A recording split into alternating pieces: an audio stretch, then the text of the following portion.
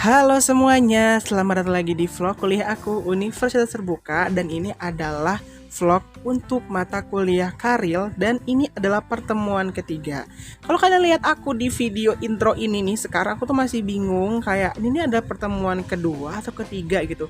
Dan di sini aku baru pas aku masuk ke ruang untuk webnya itu atau ke Microsoft Team itu baru ada dua orang, itu aku sama dosennya. Biasanya sih kalau misalnya ketua web Karli itu kan mulainya jam 7 ya guys. Itu tuh kayak nggak bener-bener jam 7 karena kan ada break jeda untuk sholat isya dulu. Jadi sebenarnya ya kita masuk dulu, tapi kalau misalnya mulainya itu ya nunggu sudah sholat isya gitu. Jadi kayak ya nggak meninggalkan kewajiban gitulah pokoknya.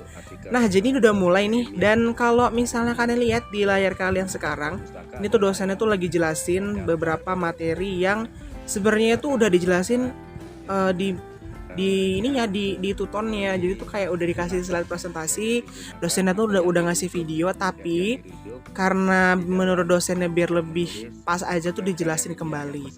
Dan yang enaknya itu kita tuh dikasih sesi buat tanya jawab. Jadi masing-masing mahasiswa yang ada di web ini tuh boleh nanya apapun terkait dengan penulisan karya ilmiah.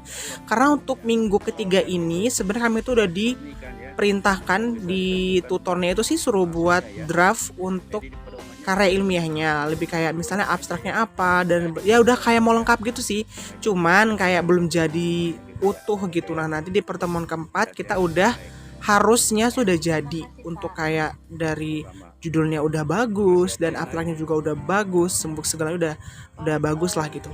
Jadi kalau misalnya di pertemuan ketiga ini kami masih dikasih ruang untuk kalau misalnya belum sempat atau misalnya belum ngelakuin beberapa langkah untuk nulis karil. Itu kan ada beberapa metode ya. Kalau misalnya aku kan pakainya kan PTK, dan memang untuk penulisannya sih lebih bagus pakai PTK karena kayak lebih biar cepet aja kan, bisa jalan dua gitu. Soalnya kalau beberapa yang ada di web Karlin tuh dia juga dapat mata kuliah PKP. Nah mata kuliah PKP itu kan ada PTK-nya. Jadi biar sekali jalan kita ngelakuin kegiatan itu bisa dapat dua gitu guys, bisa buat laporan PKP sama bisa buat karya ilmiah di mata kuliah Karil. Jadi gitu. Dan kalau misalnya kalian nonton video ini adalah mahasiswa UT dan mungkin kalian dapat karil, atau mungkin kalian nonton video ini di tahun 2024 atau 2000 ke depan gitu ya, dan kalian ketemu video ini, kalau misalnya kalian mau buat karil, aku saranin kalian untuk buat dari PKP. Emang nggak semua dosen bilang kayak gini, tapi dosen aku bilang kayak gitu karena biar lebih gampang, biar lebih satu jalan. Karena untuk datanya sendiri kita tuh udah dapat gitu. Kalau misalnya PKP atau PTK itu kan ada data kayak kita ngelakuin perbaikan pembelajaran per siklus, jadi tuh lebih enak, kita dapat datanya juga lebih enak, gak nyari-nyari lagi. Jadi itu aja teman-teman untuk vlog karil untuk vlog web karil yang ketiga ini. Sumpah aku tuh kayaknya sangat amat ini ya, kepikiran gitu, gimana takutnya nanti tuh apa yang aku buat tuh plagiat gitu. Kayak ya sebenarnya aku mikir sendiri sih, nggak kopas samsek gitu kan. Jadi ya itu aja teman-teman, doain aku semoga bisa lulus di karir ini, dapat nilai yang bagus. Sampai jumpa di video selanjutnya teman-teman, bye bye.